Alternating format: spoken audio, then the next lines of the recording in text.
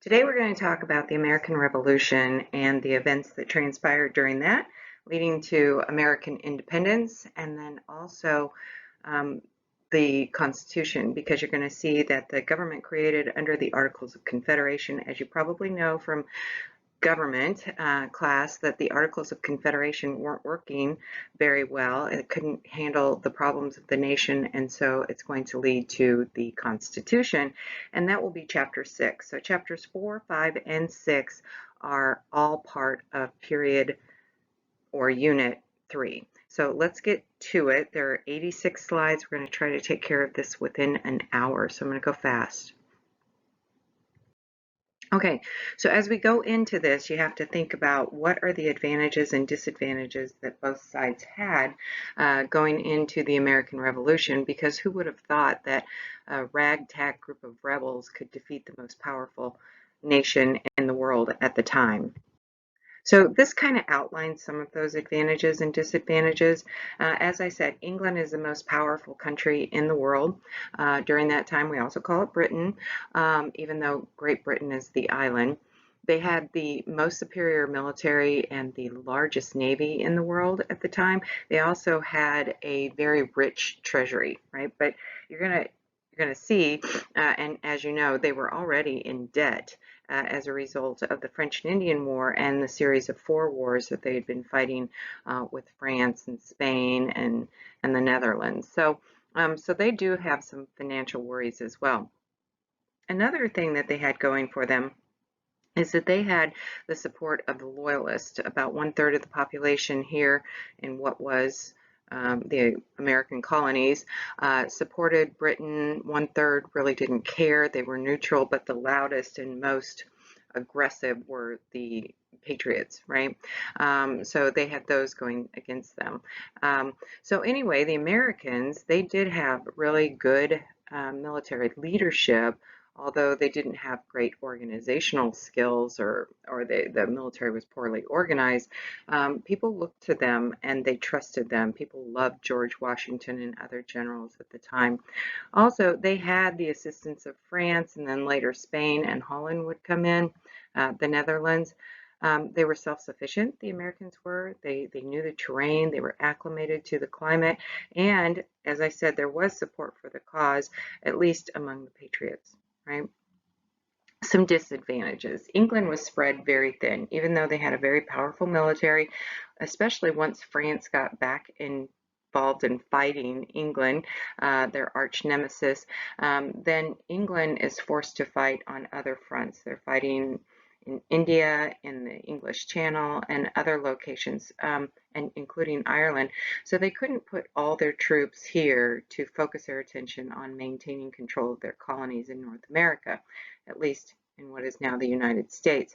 Also, they didn't have good leadership in Lord North, who was the prime minister at the time, and historians debate King George. Some people think he was crazy, others think that he was a pretty moderate king. So I think that the jury is still out on that one. There's a lot of argument among historians. Also, the people didn't support this war, especially as it continued to drag on. They were not supportive of it, and so it became very unpopular at home. Their generals here were not very good, or they believed that this should be an easy victory for them.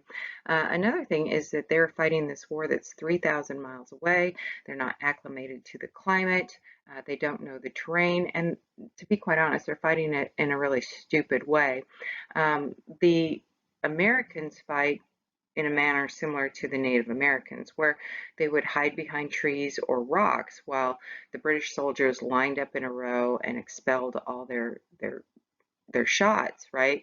And so while they're trying to reload, then people come out and they shoot. Now, this isn't the way of warfare among Europeans at the time, but it was to the advantage of the Americans.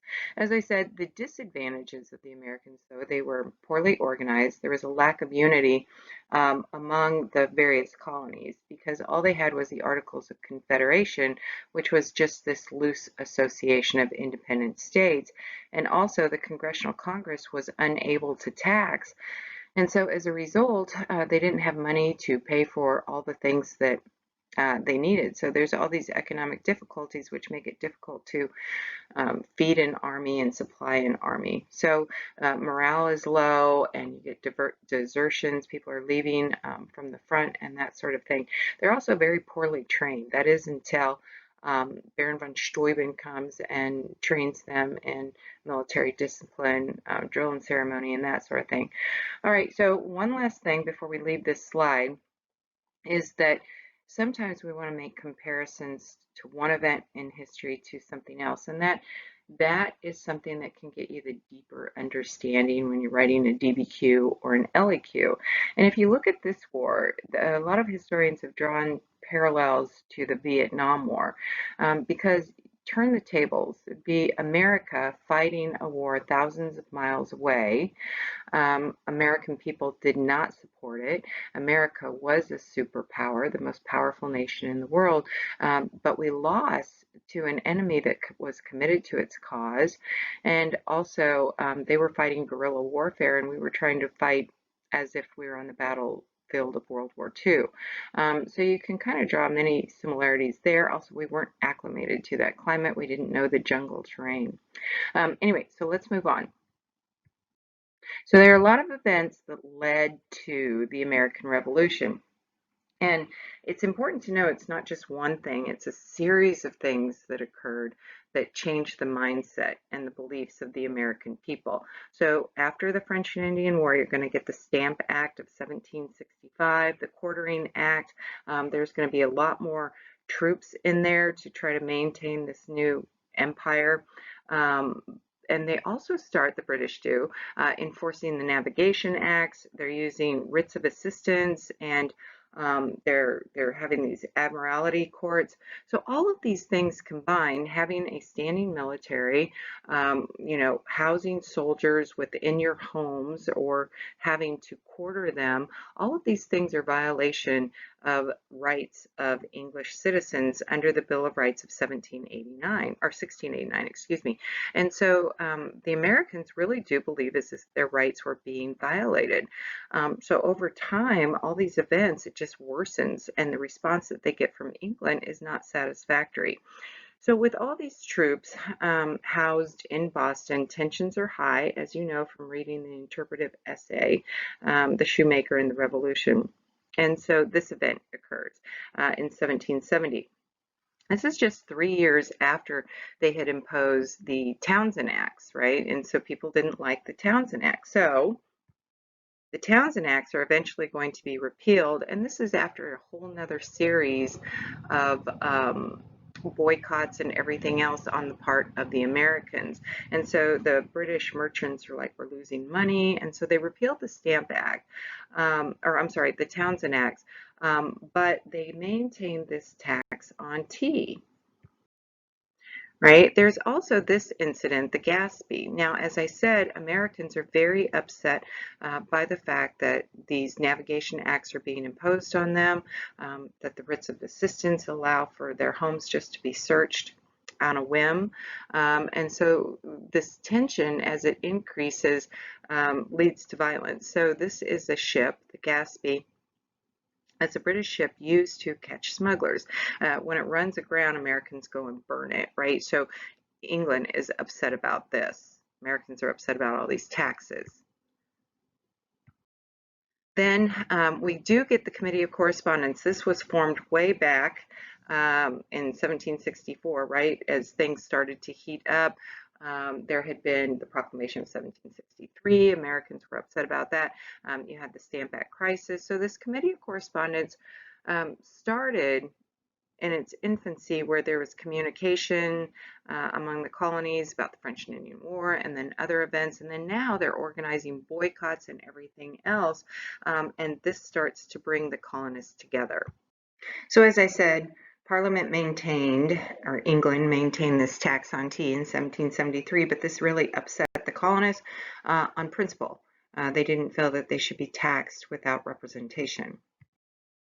So, as you know, they reacted with the Boston Tea Party, and there were other instances very similar to this. This one really stood out, though, just because of the cost and the expense.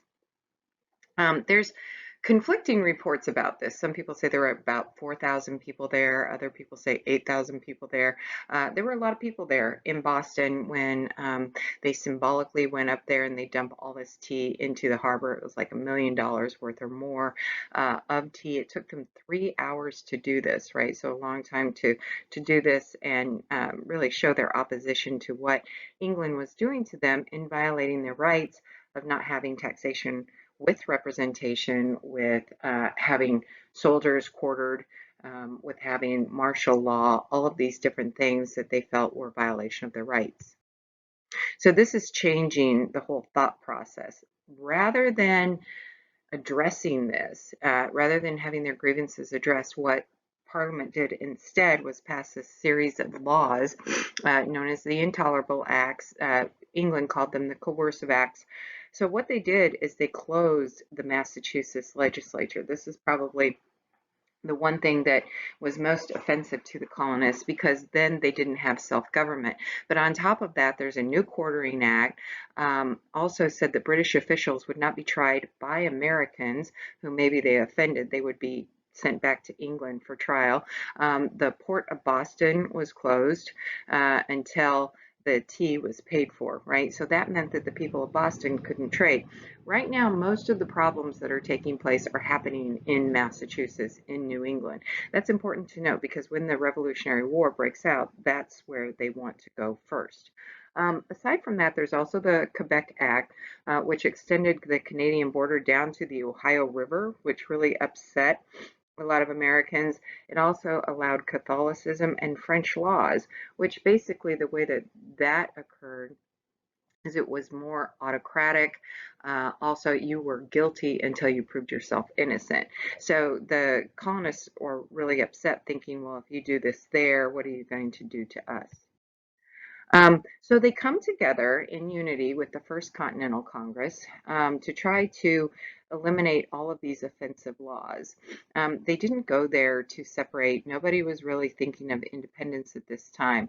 So we get 12 of the 13 colonies. Georgia, the furthest south, did not send a representative. And I'm not so sure on 55 representatives. I'm going to say yes, but I know that's how many were at the Constitutional Convention. So don't hold me to that one. But they meet in September to October of 1774, and what they do is they list, right, the Declaration of Rights, rights that they believe that they have as British citizens. But the main thing that this First Continental Congress did is they organized another series of boycotts, embargoes against the British goods that were coming here. Right, so that's the big thing that they did. This is known as the Association that got together and they did that. Okay, so the First Continental Congress, it met in the fall of 1774, but in the spring of 1775, this is when the war actually begins. I want you to look to the right up here on this map, and you can see Boston. Boston's a peninsula. It's actually much larger now because they've expanded into the water with different materials. They've built it up. But anyway, so the British are going to, the plan is they are going to march to Lexington. If you go about halfway into this map, you'll see Lexington there, and then on to Concord, which is on the far left. So what they want to do is they plan on seizing weapons that colonists had stockpiled, and also they want to arrest Sam Adams. So Richard Dawes and Paul Revere, they go ahead on their horses. They ride ahead and they warn the people in Lexington and then in Concord that the British are coming, right? So they're ready for them. And so you have about 70 American militiamen, these guys out there with their rifles, up against 700 British soldiers. No one knows how it happened, but somebody fires the first shot and 8 people, 8 Americans are killed. So then they march on to Concord and there's a scrimmage there. The British march back to Boston, and as they are, you can see all these different locations where fighting breaks out. The Americans are fighting like guerrilla warfare. They're picking off British as they go back, and they end up with like 250 casualties. And when I say a casualty, that means somebody who is injured, not necessarily killed. Right? So Then the British go back to Boston and they're holed up there. But then eventually what's going to happen is the Battle of Bunker Hill, which is really Breed's Hill, which is across there. If you look north of Boston, it's up in Charleston, up there. So that's where the war is going to start, which is in New England. Okay, so as I said, 700 British troops. They're under the command of General Thomas Gage. They're going out there. They're going to arrest not only Sam Adams, but also John Hancock. John Hancock is an important figure. He's one of the wealthiest colonists at the time because he's the one that he trades things. He also smuggles things in, right? So he has a stake in wanting to maintain free trade. So as I said, 8 Americans killed at Lexington. They march on to Concord. There's fighting that takes place there. 3 British, 2 Americans killed. And then about 250, well, here it's 273 casualties as the British march back to Boston. And then this begins this 11-month siege where the Americans surround Boston, not really letting the British leave the peninsula. Eventually, they're going to evacuate. They're going to go up to Halifax, Nova Scotia, and then they're going to come back with a vengeance to New York and other locations. Okay, so here, this is Concord's North Bridge, where a lot of the fighting took place. In the 1830s, there's a very famous author, Ralph Waldo Emerson, right? And Emerson was a transcendentalist along with Thoreau and others, but he made a statement. He said, "Here once the battled farmers stood and fired the shot heard around the world," which is true. The thing about, or the phrase "it's heard around the world," it kind of resonated and reverberated throughout the world because once the United States declared and then gained its independence, other countries around the world would do the same. So it kind of started this spiraling effect. All right, so anyway, as you can see here, this is a map of what I told you a few slides ago. The British cross over the bay right there, and they go from Boston up to Charleston. The Americans are waiting for them. They're up on top of this hill. They have the high ground. This becomes known as the Battle of Bunker Hill.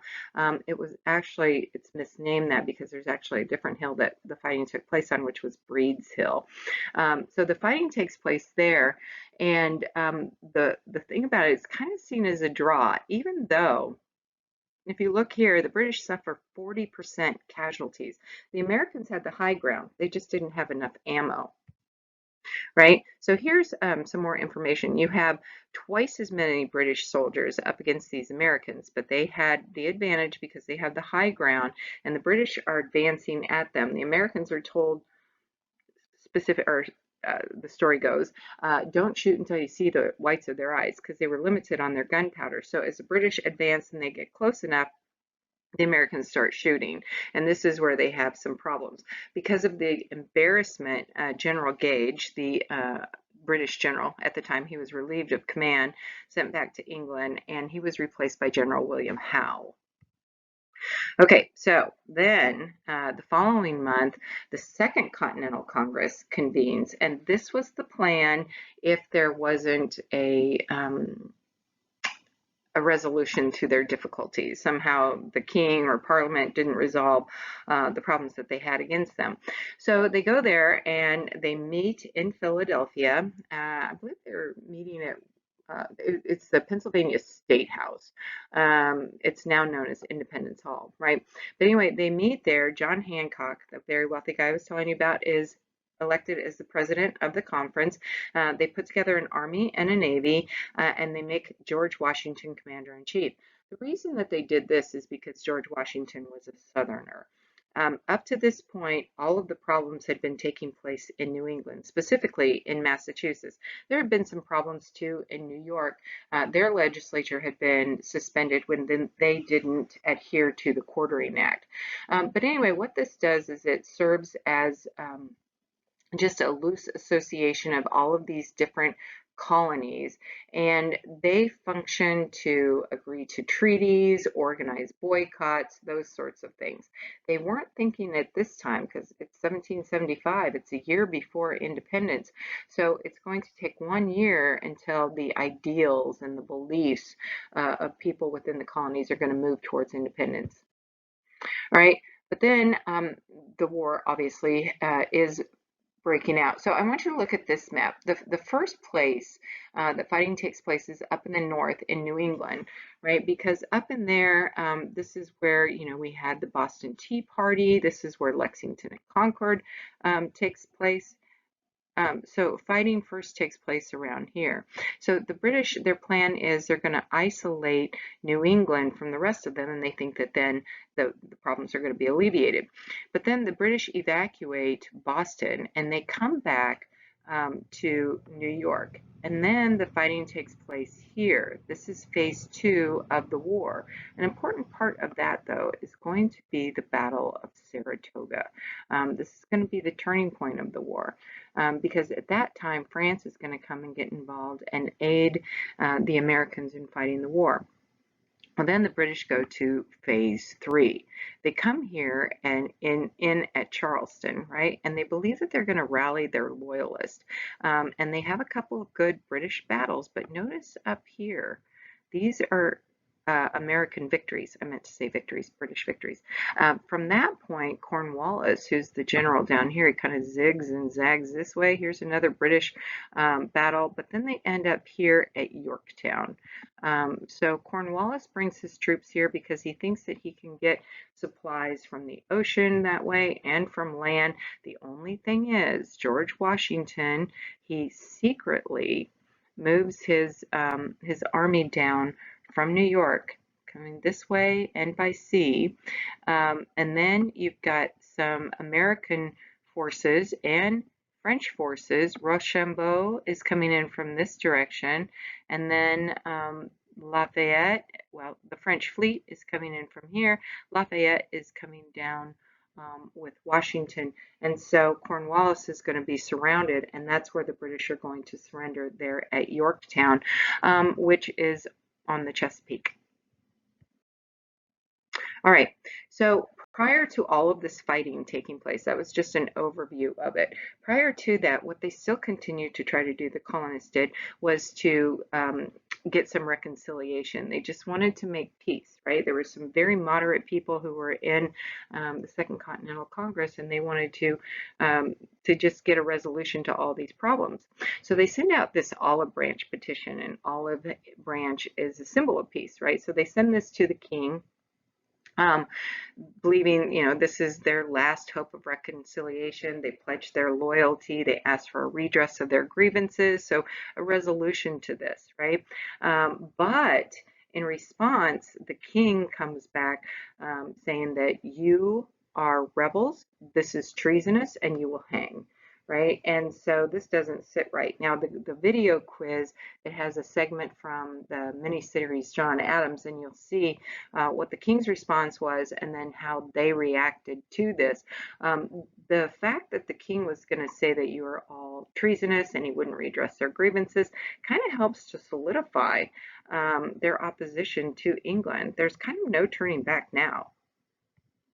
So there are many people, well, actually not many. There are a few people in the Second Continental Congress calling for independence. John Adams is one of them. But then this guy, Thomas Paine, he writes a pamphlet called Common Sense. And it was written so clearly that people throughout the colony started to read it. It would have been on this broad piece of paper folded into like 4 different folds, and you could stick it in the back of your pocket or your back pocket. You could go to the tavern and you could read it, and then people would discuss it.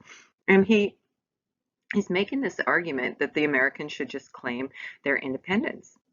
Right? And this is also during a period of enlightened thinking. So other people also start to say, yeah, maybe we ought to, when years before this, that would never have even been considered. So anyway, here are some of the arguments from Common Sense. It's ridiculous for an island to rule a whole continent. America wasn't a British nation. All of these people, they were a lot of different people. They're not just British, so they all come together. They're Americans, very unique, very different. Um, very different from England, right? Even if Britain was the mother country, then it was acting very horrendously, right? And why would you want to harm your child with brutality like this? Also, being part of Britain would drag America into all these unnecessary European wars, right? So that was a reason to separate. And then the distance between them, it was so far that, you couldn't govern effectively. And then also, finally, the New World was discovered shortly after the Reformation. The Puritans believed that God wanted to give them a safe haven from British rule here. And so all of these reasons and others that were in there kind of started to convince people, yeah, maybe we should.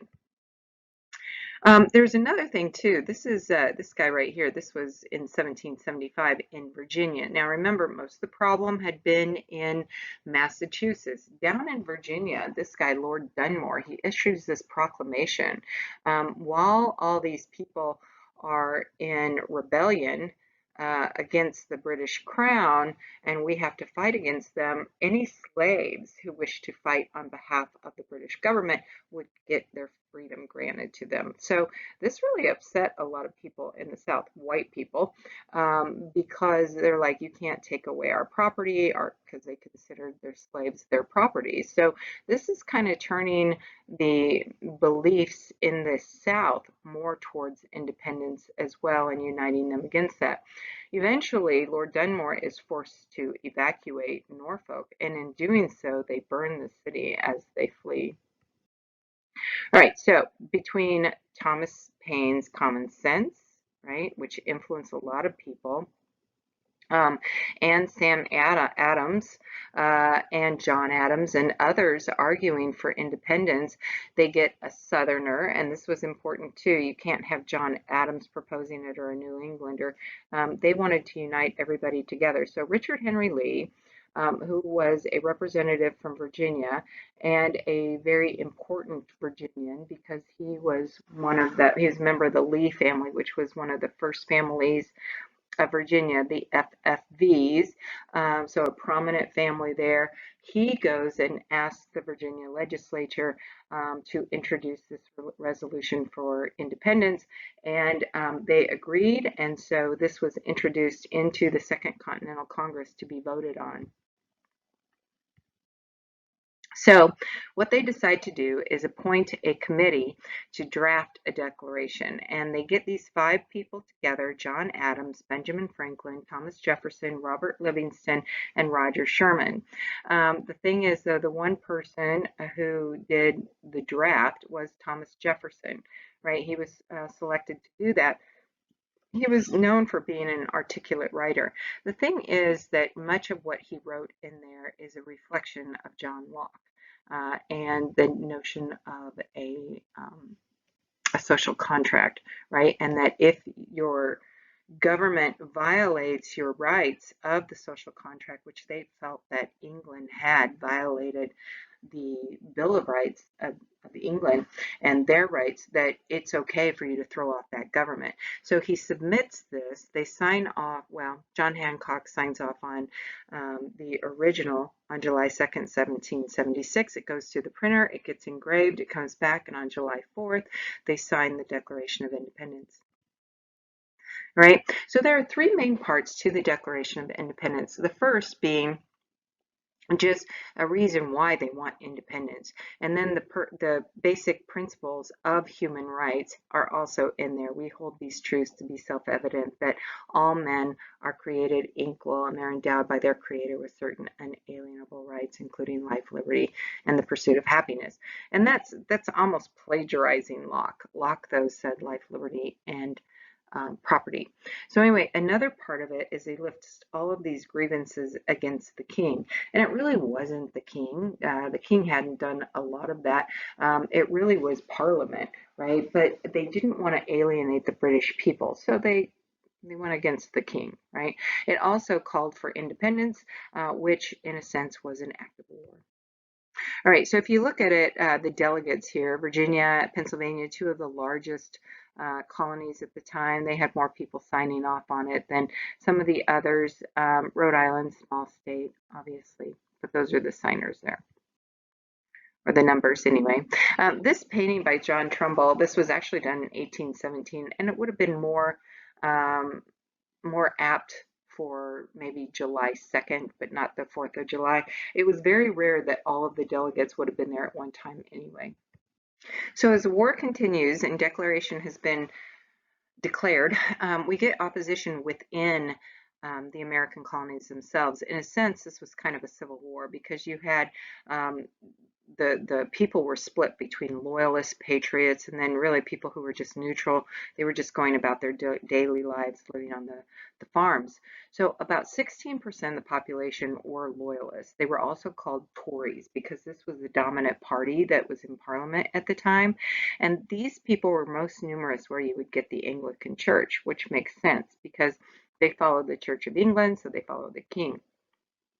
So New York City, largest city up in the north that was mostly loyalist, and then Charleston, which is in South Carolina, right? There's also areas in Pennsylvania, New Jersey. In Virginia, though, even though they have the Anglican Church, there were a lot of indebted farmers there, and they wanted independence because they didn't want to have to pay back all their debt to England. They were the weakest, though, in New England. This is where most of the people there were patriots. That's the football team, the New England Patriots, right?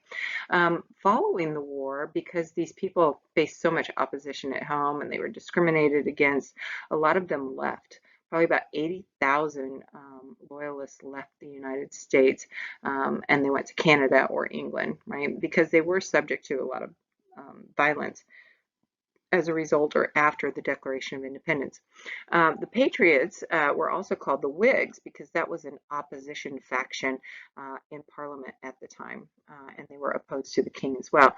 As I said, it was like a civil war and it split families. Benjamin Franklin's son was the royal governor of New Jersey, and those two after this never spoke again. Okay, what you see here, the Loyalist strongholds down there around Wilmington and Charleston in the south. You can see them up in New York, also right there near Philadelphia. So the large cities along the Mohawk River Valley up in New York as well. So that's where you're going to get the Loyalist. But if the Patriots are going to be where it's green. Look at Massachusetts, it's all green. Connecticut, so Rhode Island, more rural areas are also going to be Patriot strongholds. Most of Virginia. Okay, here's some well-noted patriots. You got Paul Revere, Sam Adams, William Dawes, and Patrick Henry. Give me liberty or give me death, as he said on the floor of the House of Burgesses. All right, so the Continental Army is organized under George Washington as commander-in-chief. People would do these short-term enlistments, and then oftentimes they'd be on the battlefield, and then they would go home to plant. So you had a lot of people that were deserting quite often. They weren't well equipped because Congress couldn't tax. They could only ask for money from the states. So they didn't have money for clothing, ammunition, food, those sorts of things. So morale was really low. There's poor logistics and training until we get the assistance of this guy, Baron von Steuben, who comes in. It's also racially integrated, which many people don't know. 1/3 of the troops in the Northern Continental Army were actually black. Right? And in the South, eventually what they're going to do is allow slaves their freedom if they fight for the American cause because they had to balance what the British had done, Lord Dunmore's proclamation. Okay, so Washington did have some real problems. Only 1/3 of the colonists were in favor of the war, right? As I said, another third were loyalists, another third were neutral. And they're not loyal to the central government. They're loyal to their colony, which would become a state, right? Congress couldn't tax, so they couldn't support it, and they were poorly trained until this guy, Baron von Steuben, comes in, and he initiates the whole drill and ceremony and military protocol that we still have in our military today. All right, as I said, blacks also served in the Revolutionary War, and you watch that video on it. There were about 14,000 black loyalists, right, who eventually were evacuated to England. Initially, Washington and others barred them from service because people thought that you might use your weapons against your master or for whatever reasons, right? But there were about 5,000 of them who served in the Continental Army.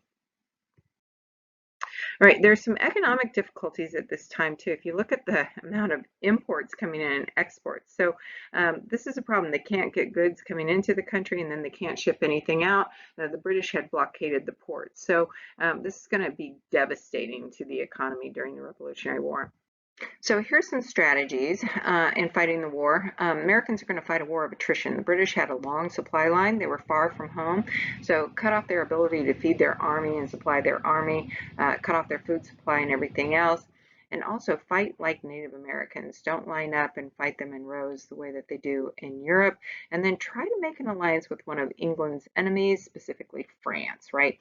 For England, what they wanted to do is try to break the colonies in half, isolate the troublemakers. So they wanted to first isolate the South and then isolate New England, and then try to bring it in and take control of the area. They're also going to blockade the ports, which was very damaging to the American economy at that time, and then divide and conquer. So they want to divide everybody and then use the loyalists to support them.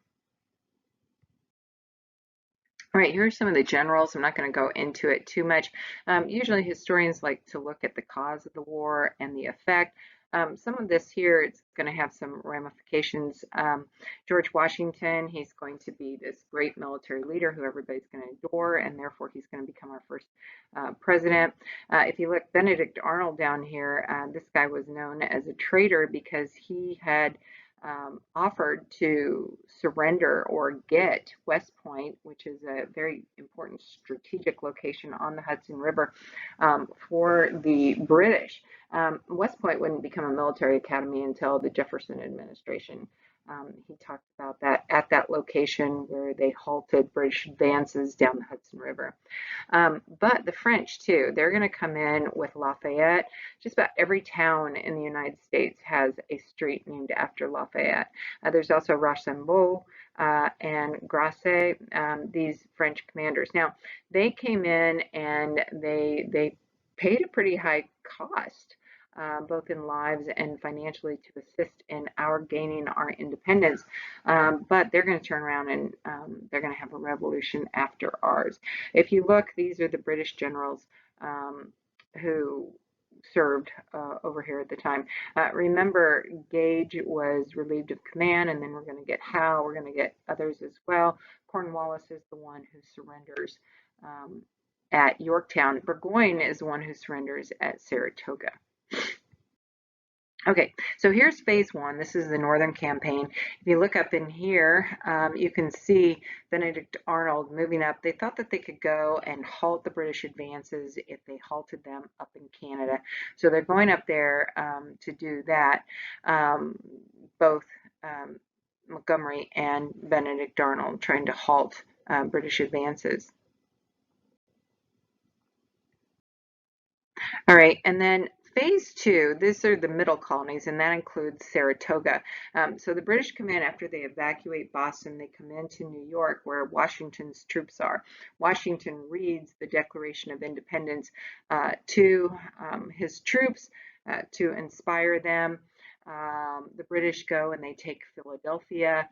Washington, that's very famously, he goes and he surprises Hessian troops who had been hired mercenaries by the British to fight, and he surprises them when he crosses the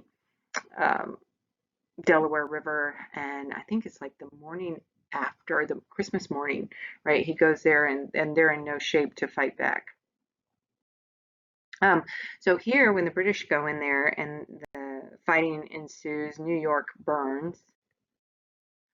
This is an image that was done years later, 1851. It's not very realistic either, to be standing in the boat like this, but it's a really cool picture, and it kind of is supposed to convey the spirit of Washington and his troops very bravely crossing the Delaware to go and attack British troops on the other side. So probably the most important battle that was fought in the middle colonies here in phase two, and probably the most important battle of the war, aside from Yorktown, of course, was Saratoga. This was known as the turning point of the Revolutionary War. Here's why. So the way that it was supposed to take place is General Burgoyne, if you see up there at the northern part of this map, he was coming down from St. John's in Canada. So he's coming down around Lake Champlain, and moving down through Lake George, and he was going to entrap the colonists as Leger was going to come from the west, coming down the St. Lawrence River via Lake Ontario. And then from the south, we were supposed to get General Howe. General Howe did not come. He decided instead to stay behind in Philadelphia and maintain control there. There's some rumor that he was having an affair with this woman, and that's why he was staying there. I don't know exactly if that was true or not.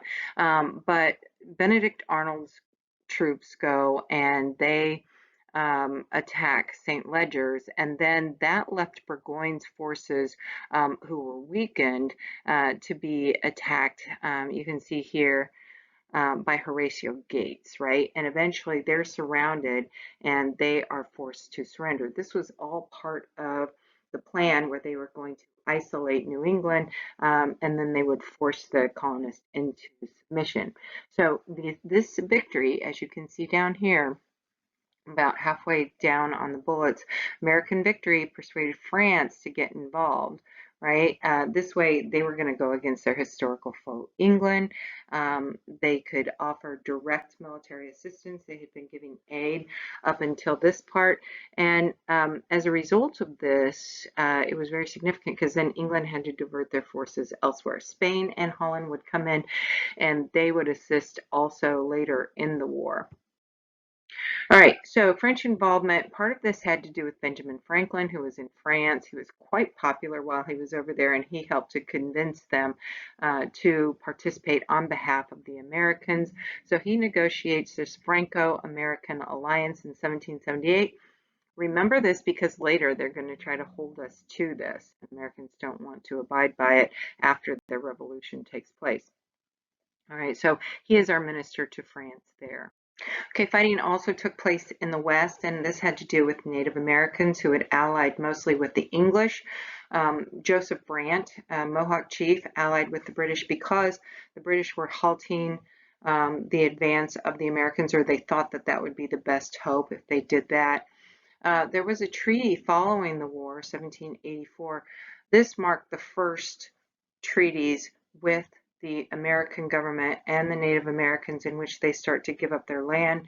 The Iroquois are forced to give up all of their land claims in New York, and many of them start to either just peacefully settle or move further west. In the West, the one person who fought the British there, the Americans anyway, was George Rogers Clark. He sees British forts in Illinois country. The next slide is going to show you a map of that. So you can see where he came down into the American bottoms, Prairie du Rocher, and other locations there near what is now St. Louis, coming along the Ohio River, so attacking the British at their forts there. All right, so then the British, after fighting, and they were still fighting in the middle colonies, they were up in New York and in Philadelphia. They had held Philadelphia, which was the continental capital. They moved down, hoping to rally the people in the South. So General Cornwallis lands at Charleston. He seizes control there. They move up to acquire other locations, but up at Kings Mountain and Cowpens, he's defeated by rebel forces, American militia, and I'll talk more about that in just a moment. When we watch the movie Patriot, this has to do with those battles there, specifically Cowpens. But then Cornwallis is pursued. He eventually ends up at Yorktown because he's thinking he can get supplied there. But then Washington's going to come down from the north. He's going to come down from New York.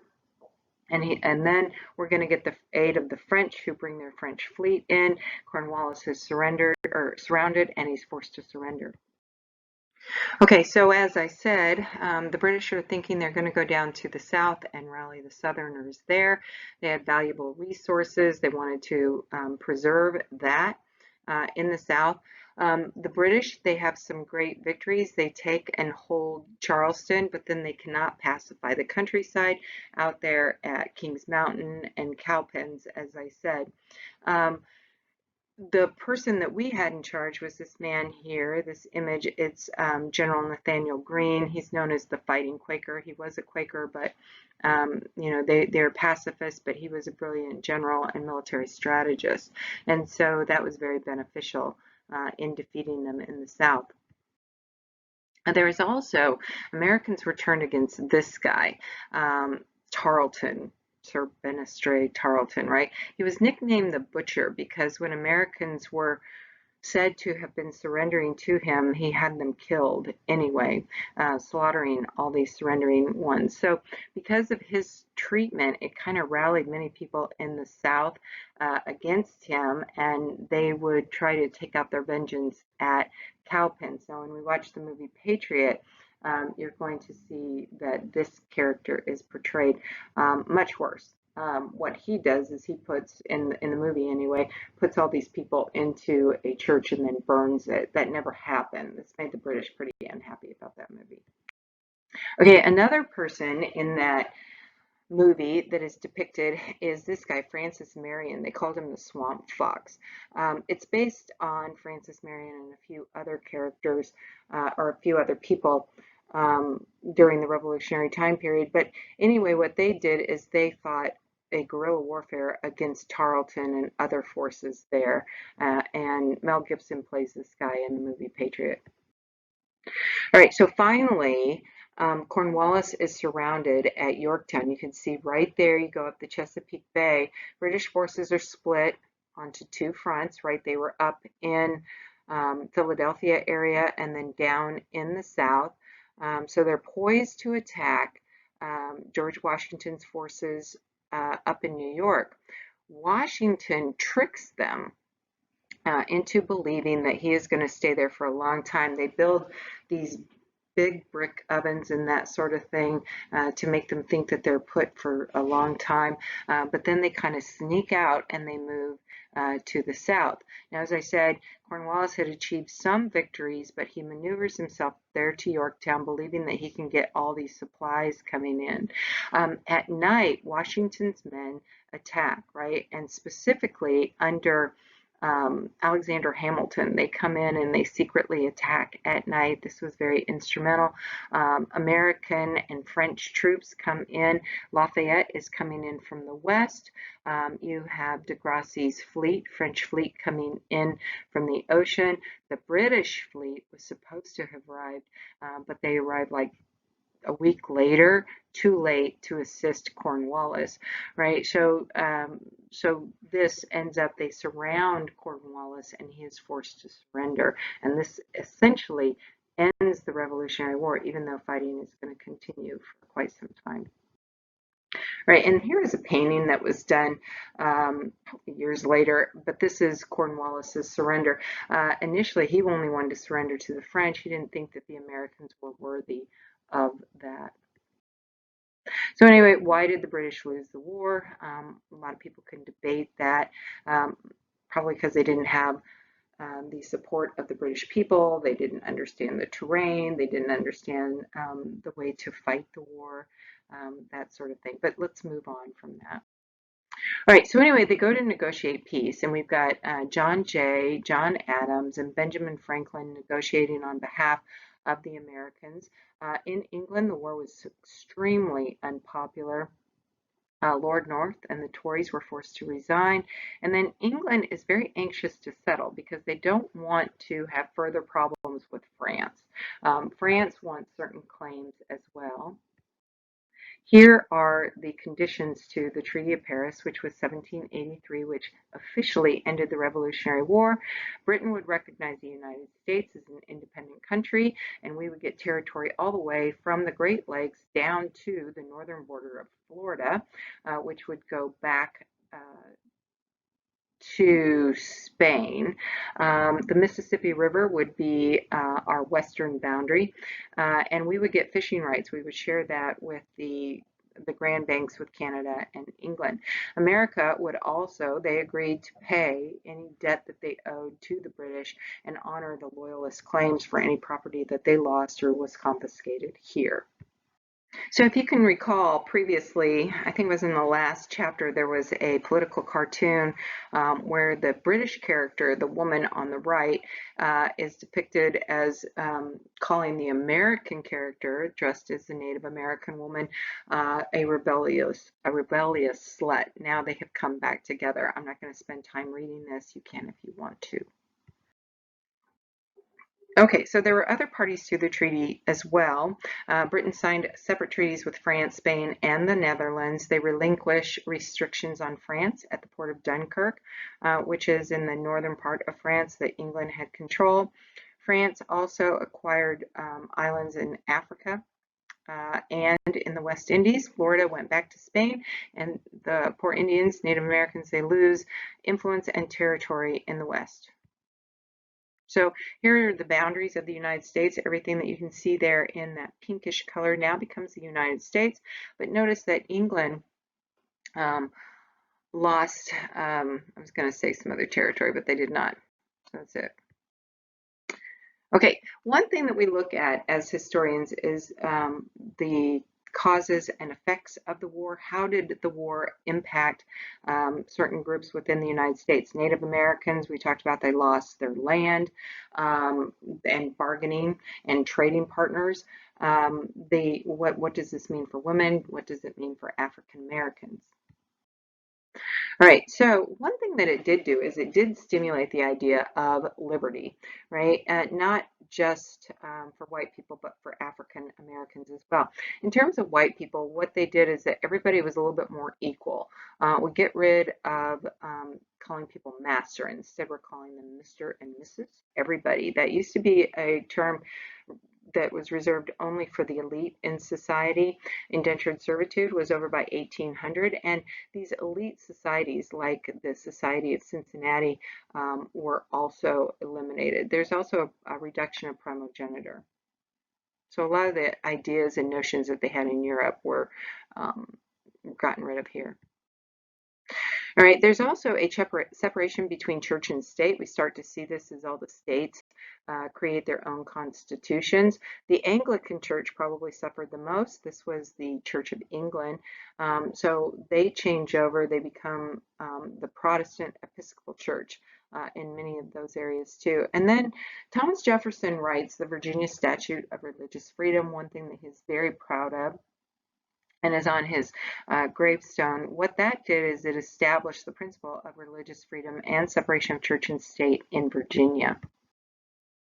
We also get the first calls for abolition. If you look at this in the northern area, as you recall, when we had, or as you will see, under the Articles of Confederation, they're going to bring in this territory that is now Illinois, Indiana, Ohio, Wisconsin, Michigan. That was known as the Northwest Territory.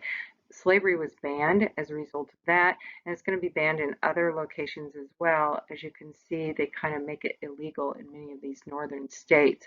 The Continental Congress called for the abolition of the slave trade back in 1774, and that was going to be abolished in 1708. Okay, so here you can see a timeline. In 1770, Massachusetts debated a bill to prevent the enslaving mankind in the province. In 1774, the Continental Congress prohibited the Atlantic slave trade, and that's going to be put into the Constitution. In 1774, Vermont becomes the first political jurisdiction to outlaw slavery. In 1780, Pennsylvania became the first state to vote to end slavery when it adopted a gradual emancipation plan. 1782, Virginia repealed the ban on private manumission. That meant that you could actually free your slaves. Before, it was illegal to free people. 1783, Jefferson proposed that Virginia outlaw the introduction of any more slaves into that state. In 1784, the leaders of the Methodists, which was the fastest growing church in Delaware and Maryland, Virginia, they prohibited slaveholders from being members of their church. So these were all huge steps towards moving towards ending slavery. All right, there were some changes. There were a lot of calls to end slavery, and we start to see, as I said, that in the North, but also a little bit in the South. The North begins to abolish it through these ideals of liberty that were called for from the Revolutionary era. Also, the Great Awakening had inspired much of this too. And if, as you see, excuse me, here on the slide, tobacco, the profitability had decreased rapidly. And so if you look at that, more Black people were being freed because it was too expensive to keep slaves, because tobacco, they're not getting the profit that they used to. This is going to turn around. The process is beginning, but the cotton gin had already been invented. And so there's going to be a shift from tobacco to cotton. Probably if the cotton gin hadn't have been invented, then slavery would have died out much sooner than what happened, right? So there were laws, though, throughout all of the states that even if somebody was free, if they were Black, they were discriminated against. So there's a prohibition on interracial marriage. You couldn't own land in some states. You couldn't educate your children, and they were banned from holding certain jobs. So it already starts this process of discrimination and racial segregation within the United States. All right, so women during the Revolutionary period, some women had actively participated in the war, because as the troops moved from location to location, there would be women who would follow this, and they would serve as nurses, do laundry, as cooks, those sorts of things. Some women, Deborah Sampson, Molly Pitcher, and Molly Pitcher wasn't just an individual woman. These people actually participated. Probably the greatest thing they did, though, is contribute to the war effort by growing food, maintaining the farms, and that sort of thing. Probably one of the most intelligent women on the continent at that time was Abigail Adams, and we know a lot about the role of women by what she wrote. She was a prophetic writer. She wrote all the time to her husband, to Thomas Jefferson, to other people, and she conveyed a lot of ideas like, remember the ladies when you create this new government, and that sort of thing. The biggest change, though, for women as a result of war was something referred to as Republican motherhood. So now that we have this new country under these new ideals, it was the job of the mother to instill in their children these ideas of this Republican zeal, that you are a patriotic American, you're going to support this government, and that sort of thing. So women, because they had this sort of elevated status, they have more opportunities for education, and an expanded role, maybe even in the household. So it was hard to, though, specifically, there's nothing tangible that you could see. It was just a sense of their role in society. All right, so Molly Pitcher, as I said, it wasn't specific one person here. It says Molly McCauley. So it depends on who you talk to, but a lot of people say that it was a combination. There were these women who were camp followers. They would go around, give people water. That's where you get the pitcher, because you pour the water in there. But it was a lot of women who took part in aiding in the war effort. Abigail Adams, as I said, she advocated for the rights of women, property rights, rights to divorce, and things like that. Because once you married, you were essentially considered a man's property, and you were treated like a child. And anything you brought into the marriage became your husband's. It was no longer your property. She, as I said, was recognized for her intellectual capabilities as well. And here is a letter that she wrote to her husband. I told you she wrote quite a bit. Remember the ladies and be more generous and favorable to them than your ancestors. Don't put such unlimited power into the hands of the husbands. Remember, all men would be tyrants if they could. If particular care and attention is not paid to the ladies, we are determined to foment a rebellion and will hold ourselves bound by any laws in which we have no voice or representation. So, pretty strong stuff in the 1700s. All right, and then here is a woman too who is very inspirational. Her name is Mum Bet. but she took the name of Elizabeth Freeman. She was born in Monbet as a slave, and she was born into slavery in New York State. But around the dining room, or where her master would speak, he had written before about the rights of man. He had read John Locke, and he'd given sermons about that, so she heard that. And so she argues that man is born with certain rights, and she gets a lawyer named Thomas or Theodore Sedgwick right here, who argues this test case with her and another slave in New York State. So they argue that they should be free. It's their natural rights. The court ruled in their favor. So she ended up spending the rest of her days working as a domestic in the home of a lawyer who argued that case for her. She went on to buy her own home, raise her own children, and she is the great grandmother of W.E.B. Du Bois, who you are going to hear a lot about later. He is going to end up being the first Black person in the United States to get a PhD. All right, so the Articles of Confederation. Let's go ahead and talk about these, and hopefully I can do that briefly. All right, so what happens after the revolution and during it actually are the states start to write their own constitutions. And in that they have a separation of power, and they also have a Republican form of government.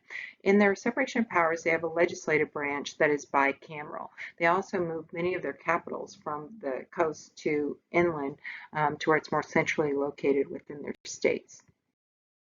So the characteristics, as I said, they have republicanism.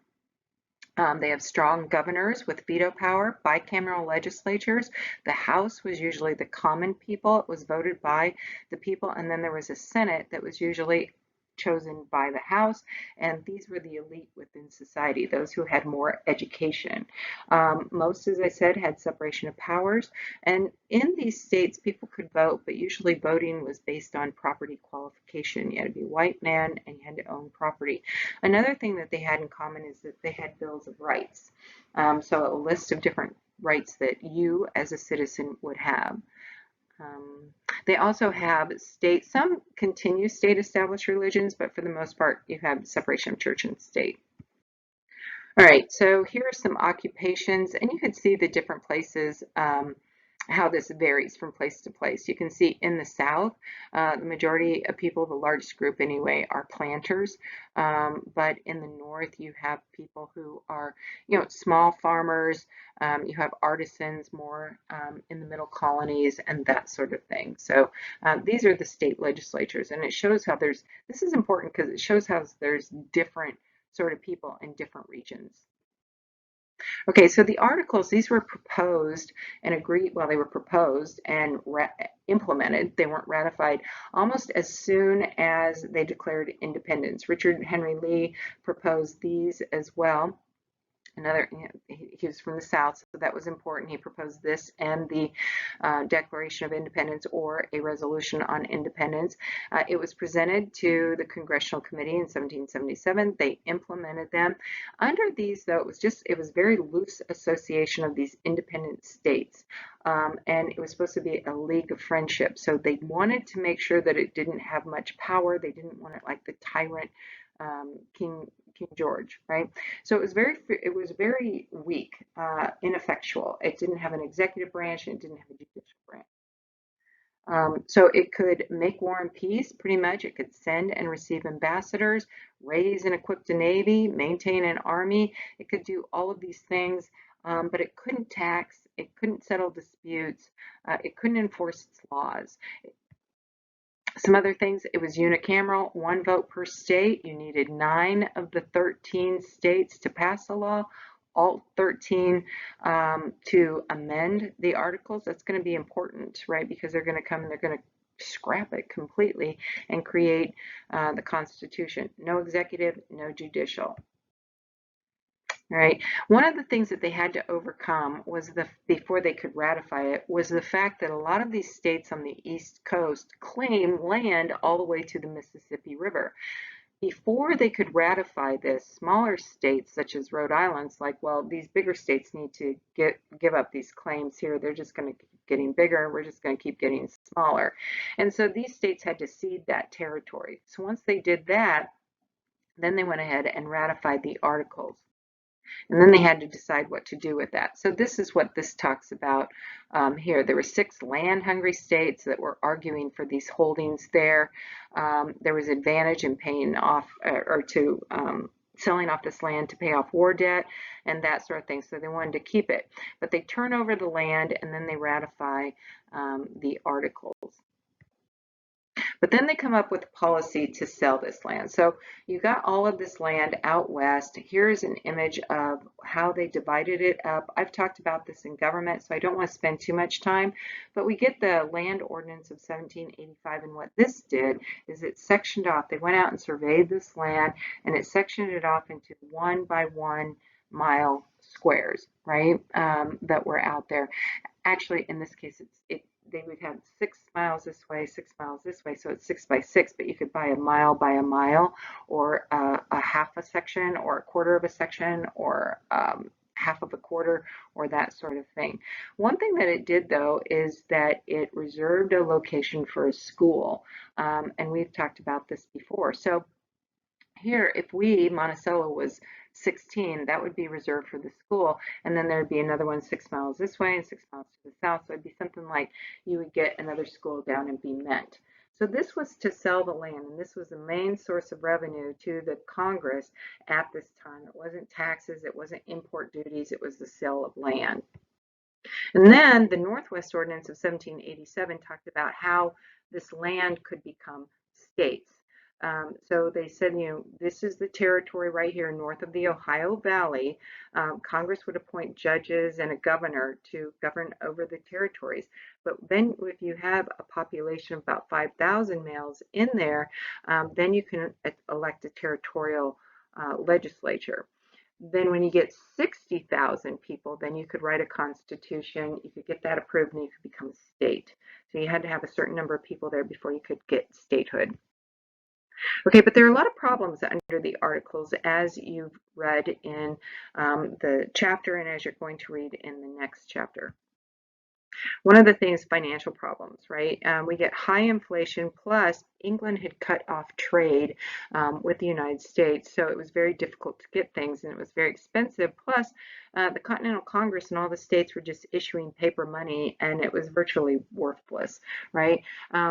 Aside from that, both the states and the federal government had a lot of war debt that was unpaid. So as I said, Congress issued that paper money. It was worthless, and they had no power to tax whatsoever. The states were in debt too, and so what the states do is they seize royal lands, and they also require that people pay taxes. They increased taxes. People couldn't pay taxes, so it was very problematic. There's also these non-importation agreements that had stimulated economic growth here in the colonies. So that is one good thing that's going to eventually take place. But at the same time, there was no trade. Trade was cut off from England, so people weren't making the money that they normally did if they traded with England. So this was problematic. Most Americans still working in agriculture, and there's no commercial outlets. All right, foreign relations. It looked as if England could have come in at any time and taken over, or Spain could, or France could. The British also maintained their forts out on the frontier. You can see where those are located in the red up there in the Ohio territory. They kind of called it collectively. So they maintained that, and they're stirring up Indian attacks as well. All the states and the federal government also had to pay the debts to the Loyalists. Spain was very openly unfriendly and kind of challenged us for claims in territory that is now Mississippi, Alabama, even into Georgia, and then they had Florida too. And France is demanding that we start paying them back. So just a lot of financial headaches were taking place after the Revolutionary War. This is the land that was in dispute, and it would remain in dispute for some time. And then these are the Indian land cessions, where they start to agree to, basically forced to agree to treaties that would take their land. All right, and then probably the greatest thing that would lead to the American Revolution is Shays' Rebellion. This guy, Daniel Shays, he had served in the Revolutionary War, but he was in debt, as were other farmers in Massachusetts. They rise up and they take a group of probably, I think, like 1,000 rebels, and they go towards this armory in Springfield. The idea was to seize the weapons there, and then they were going to intimidate the tax collectors so that they wouldn't have to pay these taxes. Well, people are scared to death in Massachusetts, and the government's hands, I mean, there was nothing that they could do. Their hands were tied because they had no money to raise an army to put down this rebellion. Eventually, the people that do are the merchants in Boston. They raise an army to put down this rebellion. I think something like 4 people were killed as a result of it. Eventually, these people were pardoned, but it had resounding effects because, as George Washington said, there could be no stronger evidence of the want of energy in our governments than these disorders. And that is going to lead to people meeting at his home at Mount Vernon and then at Annapolis, and then Alexander Hamilton, James Madison convince the states to come together to amend the articles when in fact what they really want to do is scrap them and write a new plan for government. That will take you to the next chapter. Thanks for listening.